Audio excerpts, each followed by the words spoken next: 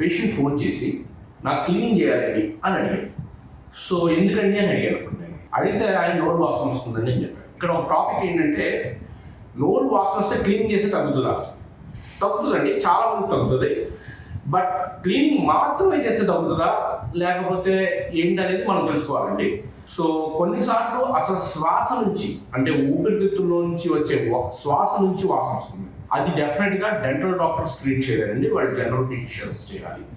నోట్లో అనేక రకాల ఇబ్బందుల వల్ల బ్యాడ్ స్మెల్ వస్తుందండి.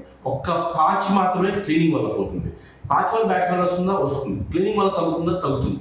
కానీ ఆ ఒక్క ఇబ్బంది వల్లే బ్యాడ్ స్మెల్ వస్తుందంటే కాదండి. రకరకాల ఇబ్బందులు, పుచ్చిపడడం వల్ల వస్తుంది, ఇరుక్కుపోయిన జ్ఞానదంతాల వల్ల వస్తుంది, సెలైవరీ కంటెంట్ తక్కువ ఉండటం వల్ల వస్తుంది, డయాబెటీస్ వల్ల వస్తుంది, రకరకాల ఇబ్బందుల వల్ల బ్యాడ్ స్మెల్ వస్తుందండి. ఏ ఇబ్బంది వల్ల మీకు బ్యాడ్ స్మెల్ వస్తుంది అని తెలుసుకొని దానికి ట్రీట్మెంట్ ఇవ్వడం అనేది డెంటల్ డాక్టర్ యొక్క బాధ్యత. మంచి ట్రీట్మెంట్ ఇవ్వడానికి ట్రై చేస్తాం. Thank you.